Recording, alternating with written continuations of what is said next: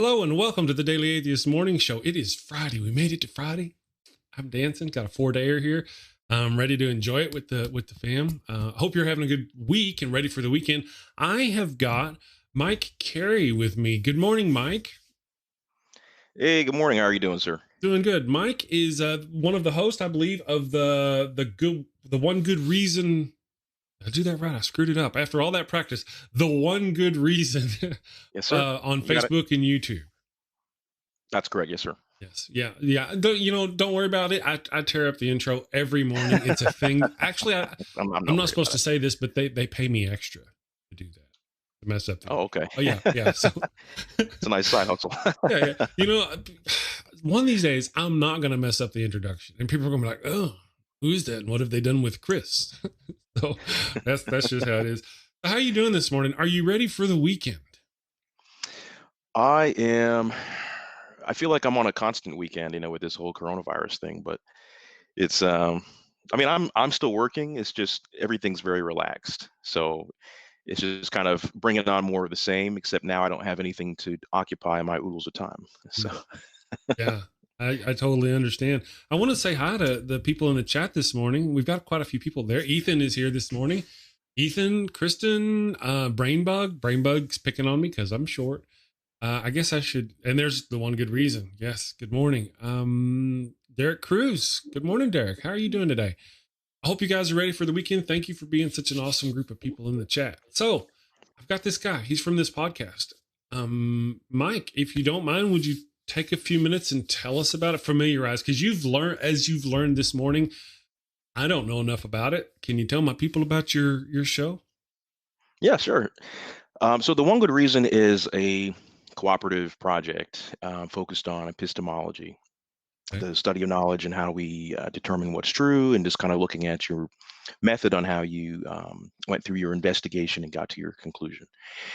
So we talk about a lot of different topics. For example, we've went from the topic of love to authority and subordinate roles. Something more fun like distant minds, talking about possible consciousness, living elsewhere in the cosmos. You might call them aliens. Okay. We've talked about things a little bit more heartfelt, like apology and forgiveness, for example. And we talk to kind of the layman in colloquial terms, not necessarily experts in any said field. We like to talk to basically random people and get a feel for what it's like to be human in their shoes and see if they actually understand why they do the things that they do, or why they think the things that they think, and so on. Um, I was talking to Richard Madsen couple days ago, and I gave a quick example of something kind of fun and not, super deep. Hmm. Uh, but it was like the whole idea of, hey, what do you call this part of your mouth? All right, the roof of your mouth. And I would say, well, wouldn't this be the roof and this be the ceiling? And they would say, Hmm. yeah, sure. And I would say, okay, well, if now that we agree that, there's this nonsensical statement that you're using, you could call it the top of your mouth, right? You still get that one syllable. It's less letters to write. Are you going to start calling it the top of your mouth? Are you going to pivot from what you used to do? And a lot of the time they'll say, no, I'm going to still call it the roof of my mouth. And I'll say, well, why is that? They'll say, well, I don't want people to be confused, thinking this is, I'm talking about my upper lip or something like this. It would take too long to explain. So I'm just going to continue saying the thing that I was saying. So that's what we like to highlight, that even though you figured out what you're doing maybe might not make sense, there might be some pressure there to conform with the general consensus, and being able to step away from that and examine what you're doing, and you might even have to diverge from the group. So that's basically what we do on any given topic. Religion is one of those topics that come up in this type of self-analysis.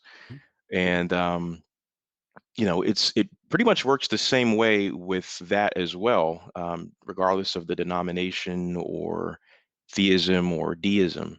We can really distill down where they're coming from and kind of find the flaws, the logical fallacies in their train of thought. And a lot of the time, we get the actual interlocutor or the actual person in the discussion to kind of mention their own issues, like their own issues in their style of thinking, just by kind of this I don't want to say Bogosian style, but kind of in this Socratic method and just free flowing conversation. It'll eventually come out of their mouths that there might be an issue with what they're saying or what they're believing.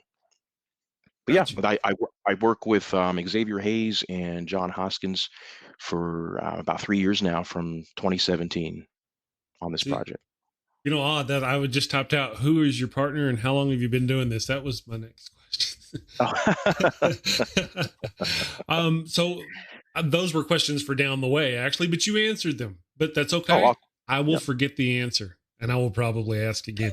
Um, so let me get you this one though. Have you had a lot of people? Because that was a great analogy. That was wonderful. The roof of your mouth, top of your mouth, the ceiling of your mouth, as it were. Yeah. Have you had a lot of people who went, you're right. I think I'm going to change and start calling it. You know what I mean by example. Have you had people change their minds based on your conversations? Yes, and it is few and far between, but having the actual evidence that this can happen, kind of puts the battery in my back to continue. Um, we've, and remember, that was something very light. So I have had very deep, very intense conversations with people. I won't say their names on here, but for example, there was somebody who was very distraught. Their self-esteem was completely smashed as far as their religion was concerned, and this was something that they were raised to hold value in. And they had this trichotomy, we'll call it, where they said, okay, I can either let go of myself as far as my personality, I can let go of the religion, or I can let go of my life.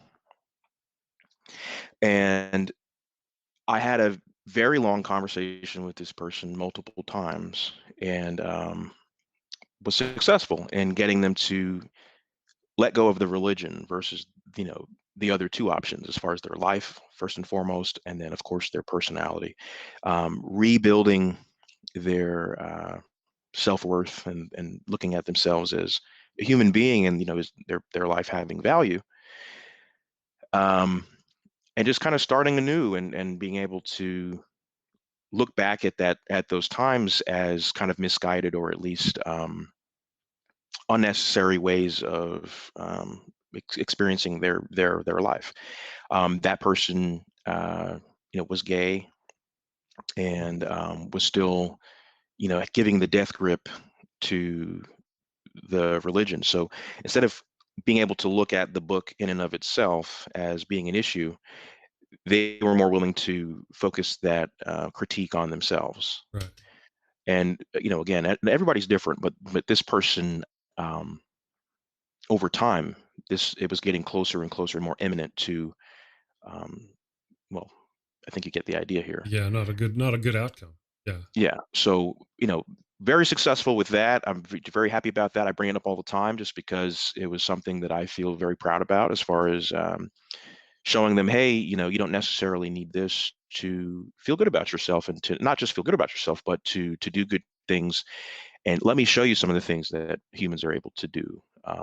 That people like yourself, I would assume, are happy to, go out and maybe feed the homeless, or whatever it may be on your humanist checklist. Like, there are things that we can do, and we don't necessarily need a God, for example, to authorize it, or give us the ability to do. Right. And that was over the course of a few years, mind you. But yeah, so we do get people. We just had somebody 2 days ago, Hmm. who was struggling going between Christianity and being self-labeling themselves an agnostic, even though I don't think that's a middle ground position. But they would slide back and forth between religion and agnosticism, atheism, and they went back to Christianity. I think a few months ago, about 4 or 5 months ago. And they happened to be in the audience while I was talking with, I think Justin Downing, the Mm. empathetic atheist, and we were having a great conversation. And he happened to be in the audience. And he was watching, and then afterward there was an after party, and he joined that after party, and then we continued the discussion. And I think literally a few, maybe an hour after, he put a public posting out saying that he's no longer a Christian. He's stepping away from Christianity. He's not going to. I mean, it's still a slow process. I mean, he's saying he's not labeling himself anything right now. Mm. He's just going by his birth name. This is who I am. But yeah, I mean, we're making an impact. We are making an impact, and that's not our goal to just get you to give up your religion and chuck it in the garbage. Right, right. We understand that people hold value in these things, and they influence their lives as far as Hmm. their family, their friends, or you name it. What we want people to do is to be given the tools to just basically examine their beliefs. We're or I'll speak for myself. I am highly opposed to what I call enemies of reason. That could be the more benign nature of being intellectually dishonest, Right, or that could be more of a robust version of this, which is somebody who's enticing others right, to partake in behavior that could be detrimental to their health, or cause harm to other people.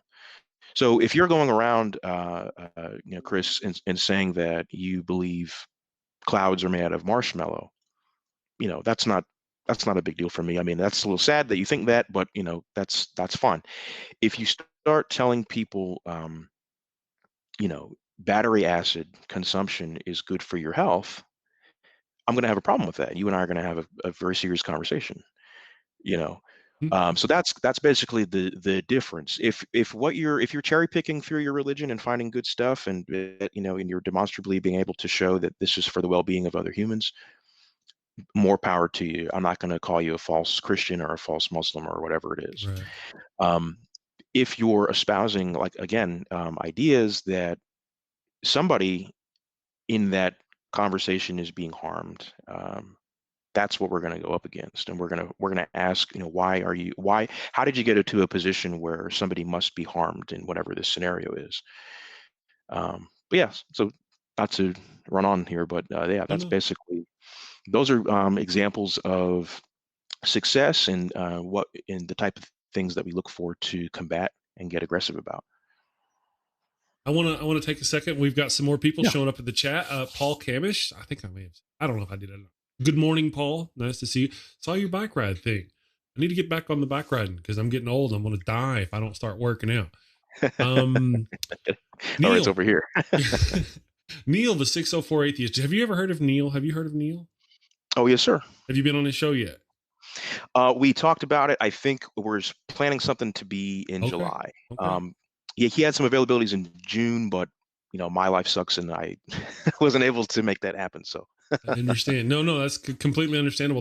That's awesome that you already know him, because my next question is, were you a Christian? How did you become an atheist, and these kind of questions? But if you go too much into it, Neil will bust through my wall like the Kool-Aid man and go, "That's my territory." So, can you well, give me the short well, version? yeah. Short version is no. I was never religious. I never believed in any deity. Easy. Try and try as they might. No, never. Never fell for Um, it. Okay, good. no. I Okay. did have Cradle atheist sort of situation. cradle. Oh, that's pretty funny. Cradle atheist. Uh, yeah, I guess you could say that. But that doesn't mean I'm some super smart guy, or some special guy or anything. That's no knock to theists.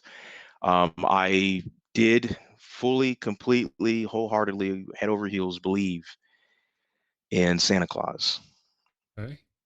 I wanted to go and live and work at the North Pole, and I wanted to help make toys for kids, and uh, you know bathe the deer and feed the deer, and or the reindeer. And I really thought this was real. And Okay. when I was exposed to it not being real, of course, I had a dramatic reaction to that. So You're in that's your the closest I 30s. can get to. Yeah, yeah. Yesterday, I found out yesterday. No, but yeah. But yeah, when Or I just when I last when I week. found, yeah, this is last week. I still have the tree and no,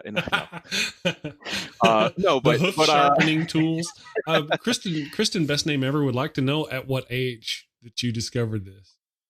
I think I was 9 or I'm glad you 8, didn't say 8 or 19. That'd be 8 or like that 9. Jeff Foxworthy, joke where he's like, my kid's outside going, airplane, airplane. He's like, bro, that boy's 15.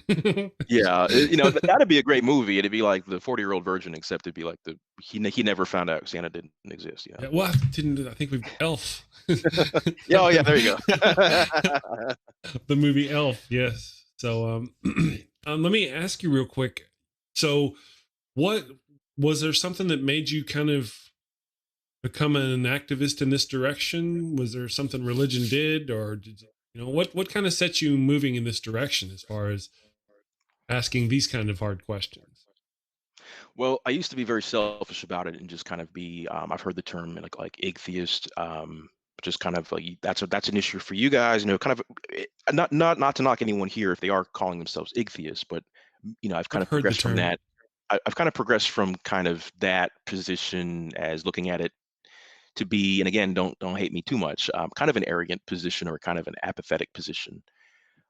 When you live in a society where these types of conversations are influencing, your surroundings on a day-to-day basis, so you really should get involved in that sense. But what Please explain for our folks the difference between an atheist and an atheist, if you would. well, so my usage of atheist is just a lack of belief in a Okay, God. I'm sure you've heard that colloquially used absolutely. before. It's not so much the philosophical definition that asserts there is no God. Of course, we're not Um, going into that fight. Been yeah. there. I understand. No, carry on. Okay. So yeah, then the atheist is kind of that.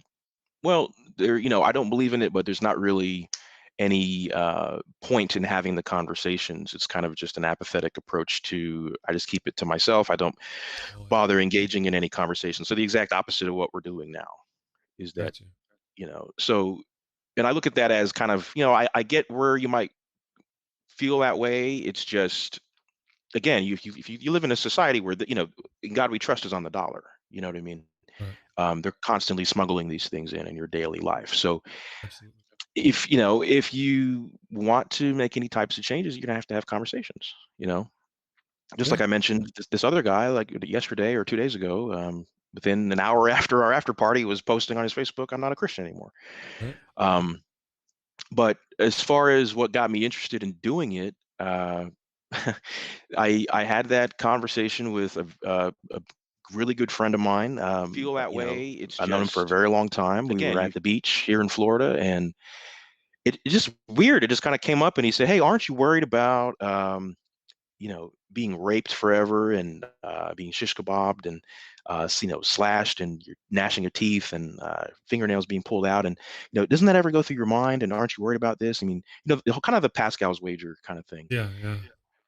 And he said, "Because I worry about you, and it was kind of ruining the beach vibe. We're drinking some No beers, we're doubt. we're you Yeah. know, we're chilling. So I didn't want to dodge. I was just kind of looking at the waves, and I just said, we'll just call him John Smith for the example. Okay. Okay. So I'm like, John, imagine that there's a monster that lives in the ocean and it only eats people named John.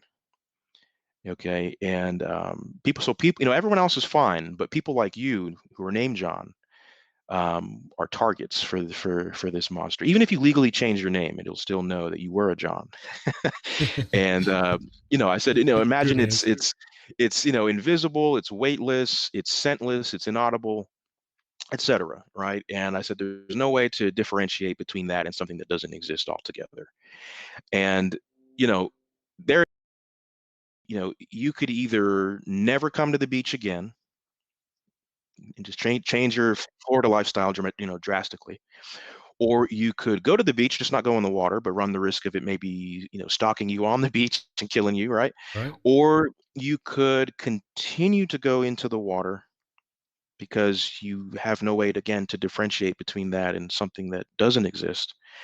Continue to go in the water as you were before I told you this. And until you have a good reason to think that there's something in the water, that would be the time to react, Yeah, you got it. know. A And I John said, so monster. Exactly. So I said, so in that light, I mean, you're talking about this hell and, in this, can we, I don't know, dig and find it? Or, how do you go about detecting where the hell is or what's going on? And it came down to, I don't know, after about a half an hour conversation. I said, okay, well, if you don't know, I mean, if that's the best that you can come up with, um, and you're saying, "Well, why aren't I worried?" Well, that's why I'm not worried, because you don't have any way to demonstrate this. I said, why are you worried about it? And again, that turned into, I don't know. So after doing that enough times, and each of these conversations coming down to, we don't have a good reason, I say, hey, why don't I start a project called The One Good Reason, and we'll You we'll know, talk to a bunch of people about this kind of stuff. that's a great way to go. I had a, I was stimulated by a friend to move towards activism. A friend of mine, we were, he went really, I showed up one day back in town and he'd gone really far to the Christian right, holding signs saying, talk to me about Jesus down on Central, kind of thing. And that's what Yeah. pushed me from just being your casual guy walking down the street who doesn't believe, an atheist, I guess, not by name, but Okay. by nature, to an activist atheist out and out, you're wrong. You're an idiot for being wrong. That kind of guy. I'm not Yeah. actually, I'm not terribly eloquent. That, Hard to everyone has be. their own style. Yeah. Yeah. When you're waving your arms and you're yelling at folks, everybody else. Yeah. But that was kind of the same, kind of went that way, but that's a kind of a good analogy. And I've heard the whole thing too, but let's run back through that again. All right. So let's talk about your merciful, loving God who forgives all and who just drips with peace. And he created this place where you're going to burn in fire and they're going to pull your nails off and they're going to do, I mean, what kind of creature would make a place, A you lot know? of the response he would give is, you send yourself there.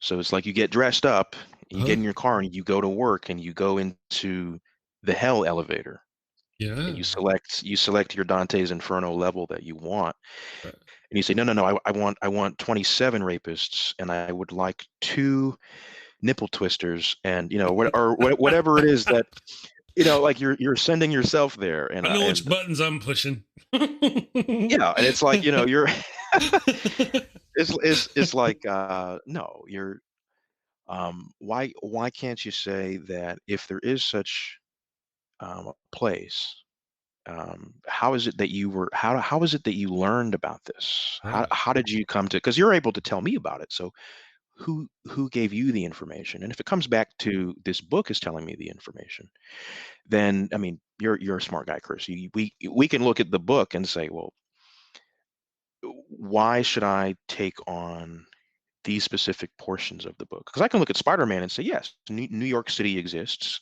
Mhm. spiders exist, people named Peter Parker probably exist who live in New York and are Clearly, yeah. photographers, or we can find all of the, correlations with reality, but that doesn't mean that Spider-Man is climbing on walls and fighting, supervillains.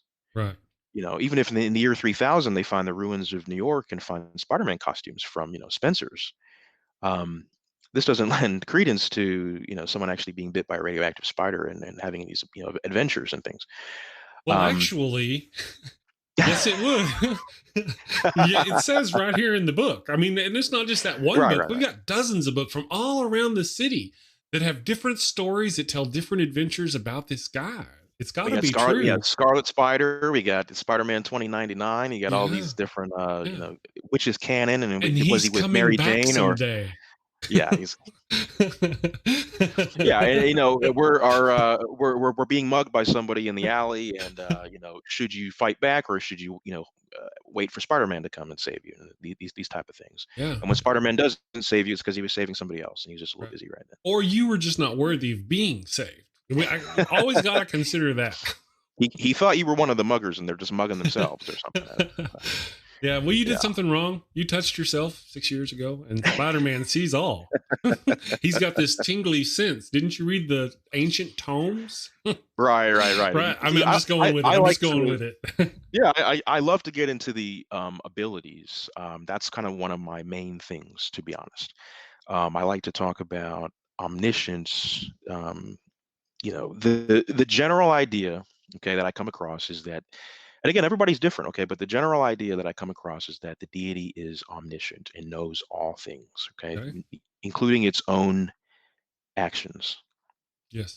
So the issue that I have with this is, and again, this is the type of deity that is eternal and outside of time and timeless and these type of things. Well, the issue I have with this is if that deity knows what it's going to do before it does it, say, let there be light or create the earth or create humans. If it knows what it's going to do before it creates that action, when it's presented with that opportunity between, like, let's say Coke and Pepsi, if it knows it's going to drink the Coke, if it says, well, even though I knew I was going to drink the Coke, I still have the option, I'm going to drink Pepsi, then it really didn't know its future, right? Or it really It didn't has, have an option. right, it has to do it. It has to drink the Coke. And when I mention this, people say, well, I mean, it could just change its mind. It could just change its future and change those options to Mountain Dew or whatever it wanted, or two Pepsis, or or however it wanted to get out of that situation. And I say, well, in order for it to do that, it would have to know it was going to change Yes. what it knew it would know before it knew it would know it. It would have known that it was going to change to Mountain Dew. Right. So it's still doing the thing it knows Yeah. that it's going to do. There's a little bit of a And logical loop there. correct. And I've had one retort saying, well, a computer can do that. Anything that a computer can do, it knows. Okay. So I said, Yeah. okay, so a computer can change what it's going to know. And they said, yes. And I said, okay, what with intent? How would it know to change this thing it needs to if it doesn't know it needs to change that thing? Yeah. Um, Well, in those another, cases, to compare a computer knowing the difference in an omniscient, omnipotent God, that's, you know what I mean? right. And I've often heard that too. And then there's God coming into places and going, Adam and Eve, where are you? Because it can't find them. you know? Right. There's a lot of various different situations throughout the text where God doesn't know something, or clearly, I mean, the Bible is the worst thing to pin your hopes on as far as order and what do you call it? What's that word? Um, Order and oh, justice. no, non-conflict, non-contradictory. Oh It yeah, is yeah. contradictory. It contradicts itself all over the place. It's the book of lies. I want to mention that Pastor James Taylor, James Taylor. Can you sing me a song?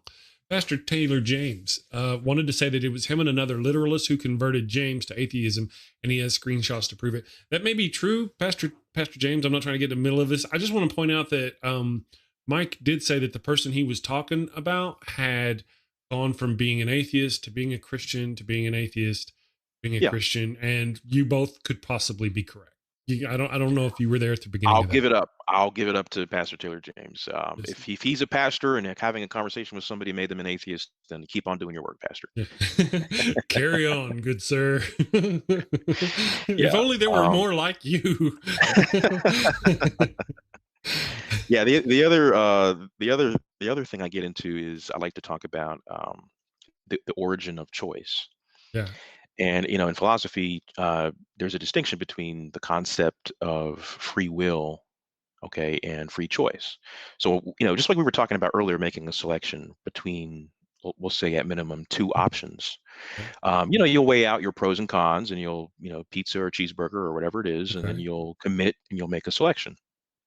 Well, the issue I have with that is the actual options themselves. Okay. So those options, you're not choosing for them to be available in the first place, right? Just like, for example, when You you go don't to the add your grocery own store. options? Is that what you're Right, saying? you're correct. You're not deciding, like when you go to the grocery store, for example, right? The Yeah. options might already be there on the shelves, and this is just as an analogy. But yet you'll tell yourself that you're choosing of the available options. So you're not truly choosing, and even if you were to vote for what was put in the grocery store, there would be influences and experiences that would lead you to make those selections that you would like to propose for the grocery store to have. So there's always this infinite regress of something that's causing you to act, Yeah. right? Something that's causing you to choose your preferences and your wants, right? That you don't choose. You don't choose your next idea. It kind of pops and generates randomly, right? Like a lotto ball. Yeah. And then So you does that react make, and respond to it.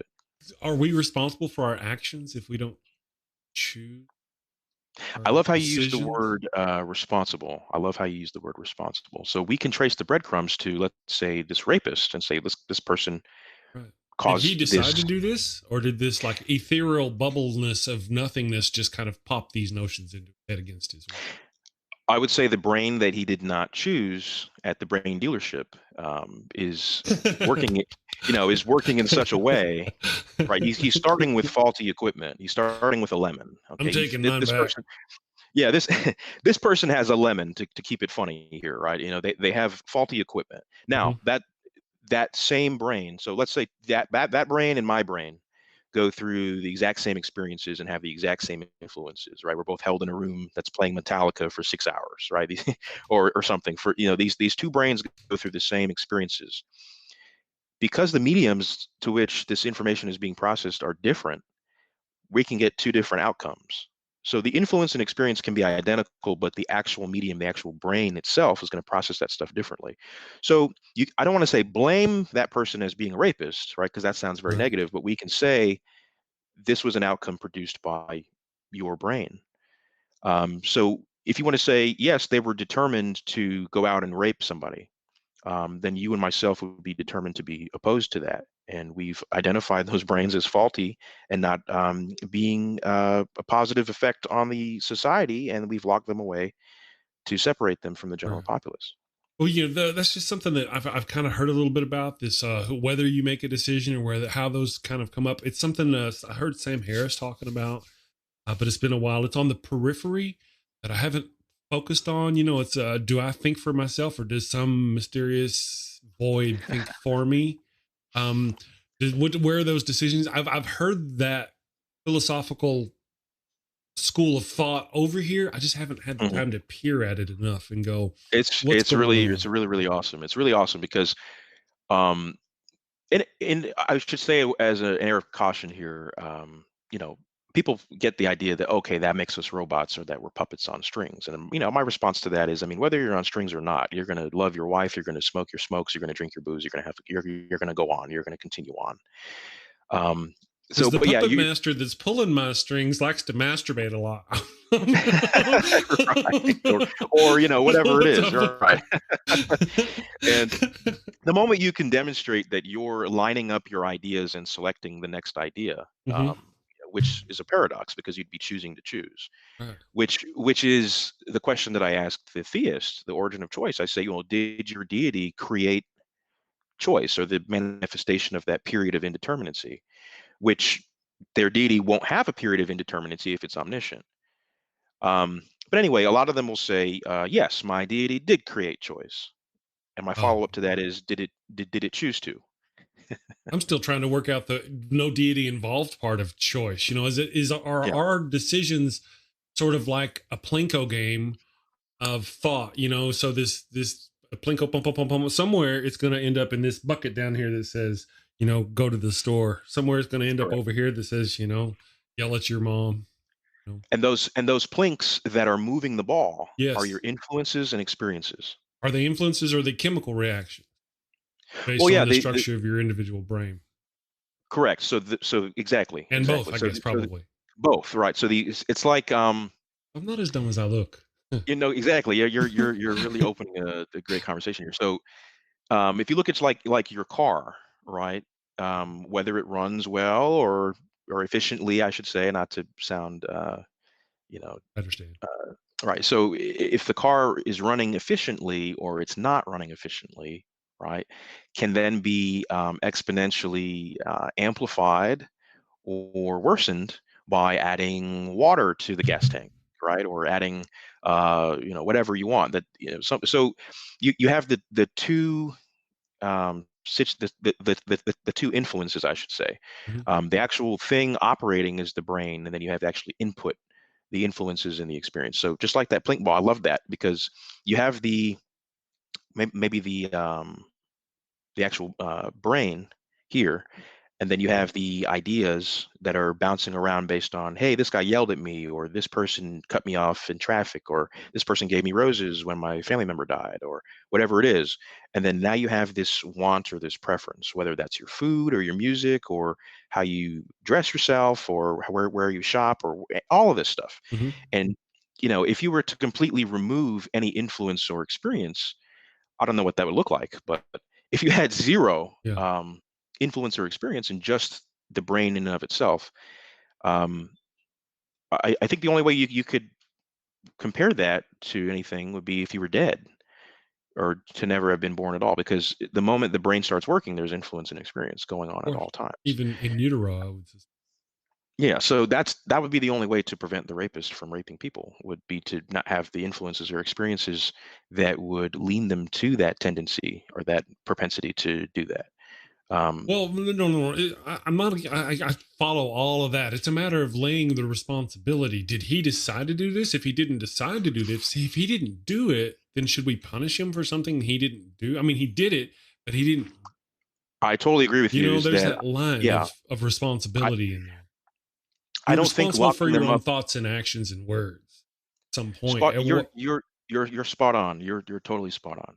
I don't think locking them up is the best thing to do. I think that's the best we've come up with. But oh, right. as far as the responsibility, yeah, I would say yes, they decided it in that sense. But again, it's being a little bit more generous to what's going on and just looking at they didn't, you can't point to them saying they decided to have this pedophilia lacing Of brain or, course. or yeah. So But they do decide to act on them.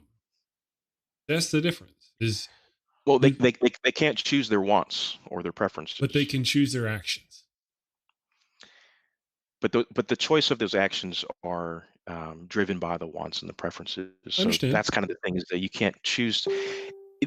Don't look at it like abstention from acting uh, is choosing, because even the abstention of doing something, like somebody that chose not to smoke, let's say somebody that Hmm. quit smoking, or they see their friends smoking and they're like, hey, you want to smoke? And they say, no, I'm going to choose not to smoke because that's Hmm. bad.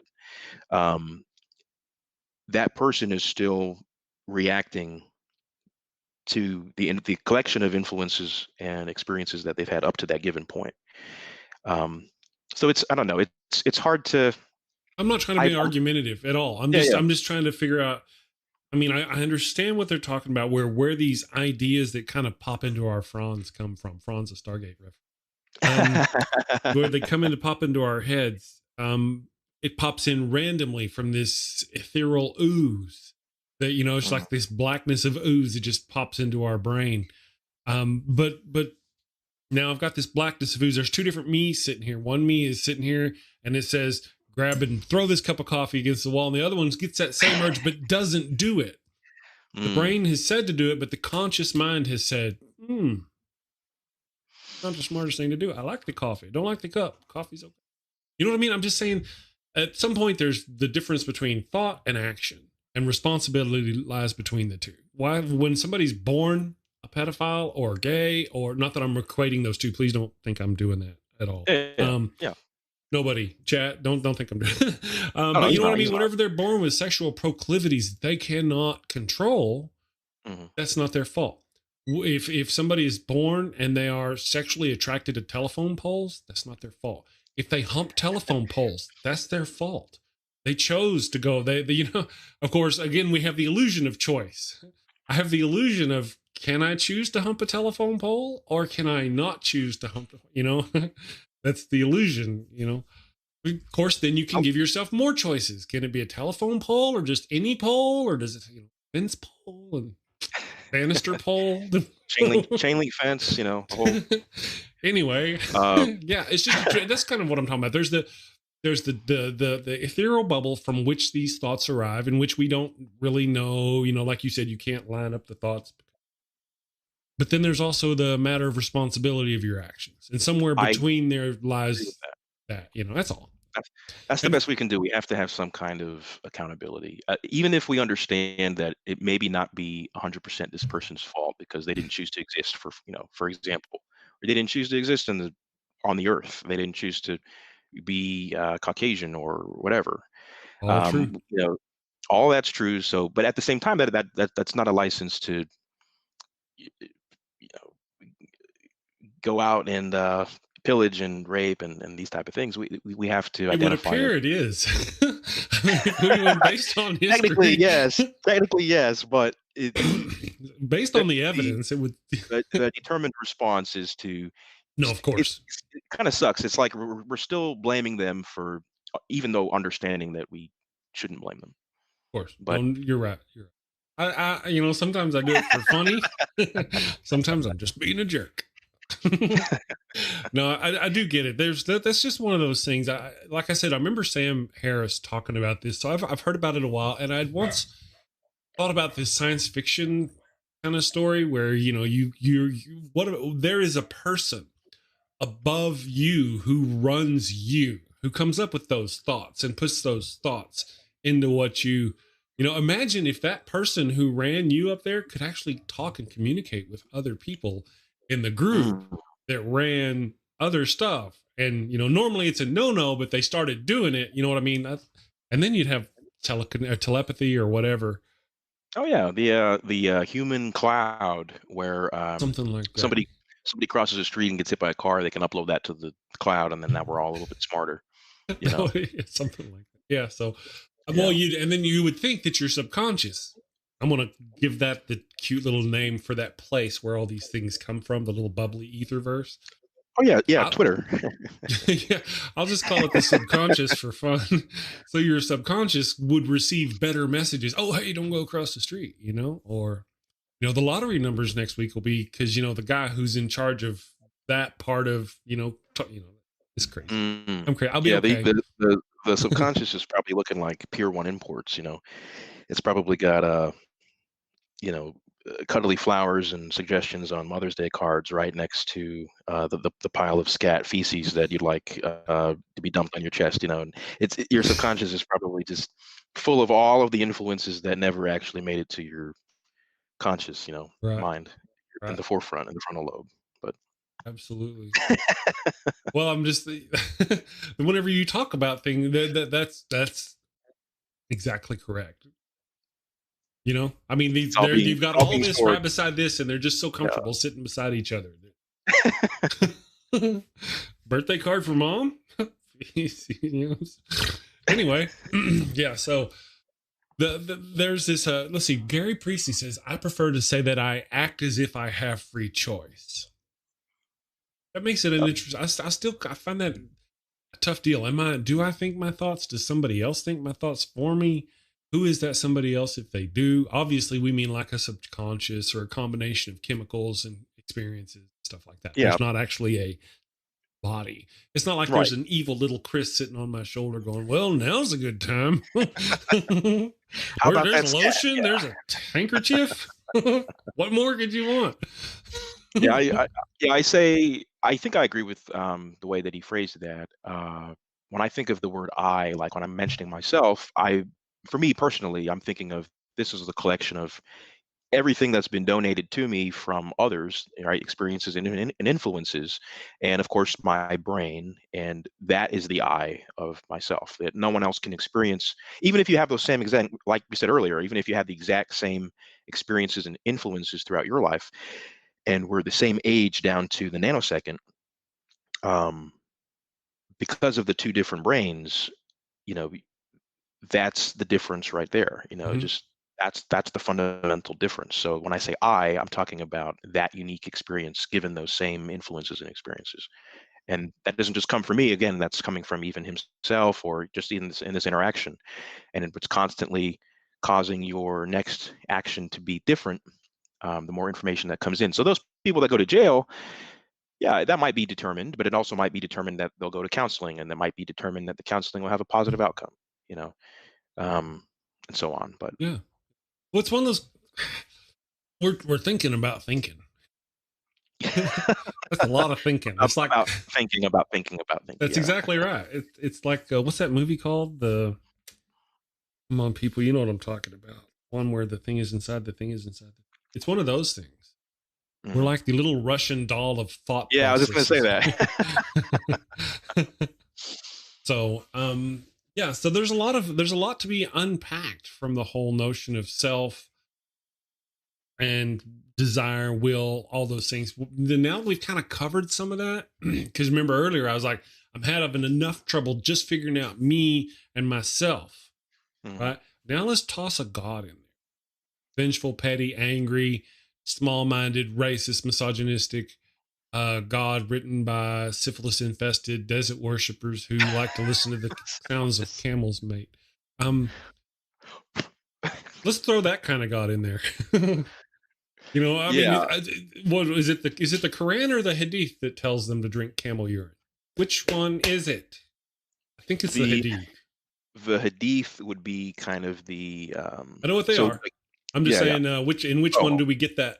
I don't remember which one it is. Anyway, you know what I'm saying? might be the hadith. After whenever we stomp, and now we've got that little bubbling ether. What do we call it? We gave it a good word. I made it up all by myself. Yeah, Subconscious. subconscious. Yeah, We've got that little whatever. subconscious there going on, and then you throw a God in there. And that subconscious, there's a thought that comes down that little plinko, plink, plink, plink, plink, plink, plink, plink, plink, plink, plink, plink. And you're like, oh, that's God talking to me. Instead of just being the plinko game of thought and consciousness. That Right. confuses It, shit. it totally went from plink plink plink next Cheeto in the bag, Uh-huh. To right? behead Because them, cut off their fingertips. I'm sorry, I went there. And I went there fast. Inception. Oh, and that's why thank I you. ask, does when your deity is deciding to or see, I'm loading the question, but when your deity in the story creates the earth, is it choosing to create the earth, or is it being forced to do it because of its omniscience or its own abilities? Um, and that's a tough question that seems to becoming more and more known. The more I bring it up, I want to know if your God makes choices. Yeah. Does it, because the on the Well, one hand, there's no period of indeterminacy. It knows what it's going to do, and it does it. It doesn't have to say, should I flood the earth or should I not? It already knows the outcome. I think part of the Um, underlying thing is it not only does it make choices, it makes your choices for you as part of mm, their. that would logically follow, yeah. Well, If it yeah, yeah. I mean, because if it would obviously be the great choice maker. If it I'm would be not doing it, the ultimate influence, the ultimate yeah, yeah, influence. yeah. And but then let's go by that. If that's the case, then in the beginning, God meant for me to do everything I'm going to do. All the Yeah, sin. I mean, if it knew in the beginning, then why do all this? It's just this crazy well, what we're trying to do, we're trying to apply reason and logic to stories and a creature and the abilities of a creature that were created thousands of years ago by people that were extremely uneducated, right, based by our standards of the day. Even if they were educated by right. their standards of the day, you know, there's lots of things that, right, yeah, yeah, by their standards of the day means nothing to me. Where in the story does it tell you to boil your water or anything useful like that of that nature? Just suck the wound and spit it out. That right. It does not tell you to not have sex with your family members. It does not. It does not tell you. And those kind. Does it say anywhere in the Bible incest is No, bad? no, no, no, I'm no, just asking no. the chat there. Pastor James is in there. He's throwing things out. All right. So I said it. I said Inception. There was words inside of words, and the people were picking on me in the chat because I'm short. They weren't really because I'm not short. But anyway, Yeah. so I finally said it. And Pastor James says it was the Hadith. So those kind of things going on that logic, where do we end up with that? You end up with between you and myself and the viewers. I That's I good. I I I think you end up with worshiping, whether you admit it or not, worshiping determinism. But you're personifying it. You're anthropomorphizing determinism is what you're doing, and I can't blame them, right? We already got through that. Mhm. Yeah. So, but you just have to make But we sure that can. you have to make sure that you're an actual influence or experience within their lives that could possibly have an outcome to get them to pivot from thinking this way or get them to let these types go. Well, real quick, I just want to, if you don't mind, pardon the interruption. Yeah, yeah, sure. The question native atheist says, didn't incest have to happen after Noah's flood? Well, actually, we start with incest with Adam and Eve. They had two sons, and then either the sons had to do mama to get more kids, or the dad did mama to get daughters, who then Mm. had to have sex with the sons. Either way, there was a little bit of Southern loving going on. That's all I'm saying. And It's kind of a then, closed network there, huh? yes, very closed. Hey, And but there's all those animals out there. You never know if they, yeah. you get some Well, they did take kangaroos or clearly they took a long, hard look at sheep and goats. Anyway, so then we have Noah and Noah's family, short and soft. and there was, there had to have been some incest involved in that to repopulate the earth. Mm, Then we go down 10 generations, I believe. I could be mistaken. 10 generations, it tells us in the Bible. We go from Noah to Abraham, the father of the Abrahamic religion. The father of the Abrahamic religion, his brother, he had two brothers. One of them had a son and a daughter. Then he died. And his brother, Abraham's brother, married his dead brother's daughter. So that's incest right there. bastard. That bastard. And then actually we come to find out later, it says that Abram married Sarai and this dude married his dead brother's daughter. Then Yeah. we learn in chapter 20 that Sarai is actually Abraham's sister. So it's all incest all through the Bible. There's the yep, Pastor James, thank you very much. His half sister. Yeah. So there's incest all through the Bible. That's just the beginning, And then there's the murder, death, kill. You know who the Canaanites are, right? Yeah, the Canaanites. They're bad. Actually, you know who they are, though, really? They're descendants of Canaan, who is the son of Ham, who saw Noah naked. That's all that Noah and his sons were the chosen of the earth because of their rightfulness with God. And their descendants murder, death, kill each other throughout the entire rest of the Bible. Canaan was cursed because of the actions of Ham, not because of the actions of himself. He was cursed because of Ham's actions. He was cursed to be a slave. And so he was a slave to his other brothers and blah, blah, blah. And he had his own descendants who became the Canaanites, who Shem's descendants, Moses, slaughtered his way through the Canaanites to get through. So, murder, death, kill. Far from the tree. Actually, the Bible opens with, Adam and Eve is created. Then the two brothers are created. And one of the brothers kills the other brother for the love of God. That's really what happened. When you stop and look, that's what happened. God turned away from one and shunned him because of it. Or he didn't really even say why. He just in favor of the other one. So this brother kills that brother for God. And they've been doing it ever since. By the millions they murder, death, kill, murder, death, kill. And it doesn't start after the Bible is written. It starts during the Bible. They start murdering each other. The descendants of these people start murdering each other en masse. The people who founded Sodom and Gomorrah, descendants of Canaan, the descendants of Noah. You know what I mean? Also, all these people, murder, death, kill is just blood soaked. I mean, there's no. So you have that omniscient issue. Yeah, I mean, didn't he know this was going to happen? And doesn't it say? I can't remember the verse off the top of my head, but something about the apple doesn't fall far from the tree, or something to that effect.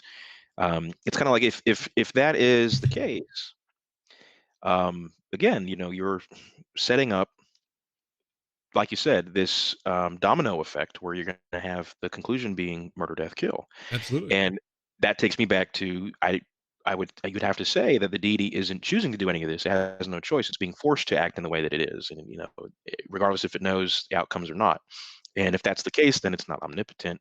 And the Jenga blocks start being pulled away, and the omnibenevolence and etc.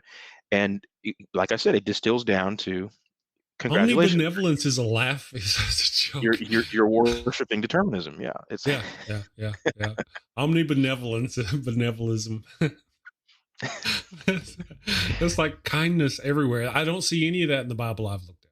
No. Yeah, you can't have ultimate kindness and ultimate justice, because the justice would be, pit of hell, pit of fire. Right. Like mercy and justice. Yeah, the ultimate benevolence does not create the pit of fire. I'm an okay kind of guy. I'm all right. I'm not a bad guy, but I'm not the best guy on the planet. I'm neither one. I'm just an okay kind of guy. And if people do me wrong, if I had the choice of whether I could simply blink them out of existence or put them into a burning pit of fire for eternity, I would choose the non-existence. I'm just like, boom, dude, I would have, and you're gone. Dude, Mike, you pissed me off. Think you're gone. But the option is to throw you in a pit of fire because I'm a loving, merciful God. Where that's just a joke. That's. But remember, he's I'm just devil's advocate. No pun you did intended. it yourself, right?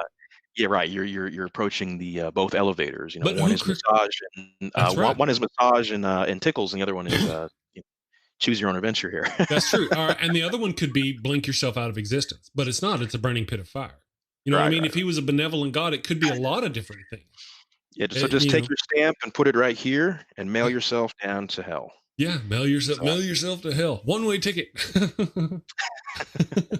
Well, you know, there's the stairway to heaven is narrow. The highway to hell is wide. It's a song. that's kind of the other thing I like to talk about is if in the we'll just stick with Christianity, for Okay. example. If Satan or Lucifer or the devil or whatever is the first to want equal rights, Yes. the very first to want equal rights, even before the God himself, right? Mhm. The first to want equal rights, and the outcome of that endeavor ended thusly. Yeah. Um, what does that say about the deity? Is it kind of it's a totalitarianism uh, standpoint Mhm. from so creating you in its image. I mean, these are the things that they can't escape from. Is that they set up these problems where Yeah. if you're created in the image of the totalitarian that does not want equal rights, Yeah. then then that person should be an ichthyist, or at least be be I don't want to say an ichthyist is equating to not wanting equal rights, but I'm saying in Right. the sense of not pursuing the God or being humble to the deity, because Mm. they should also take that baggage as well. Anyway, that's Well, there's just a lot. There's just a lot to it. This I just get off on this notion that there's this peaceful, merciful. Here's my book of mercy and love, and it's just dripping with blood, and they can't see that.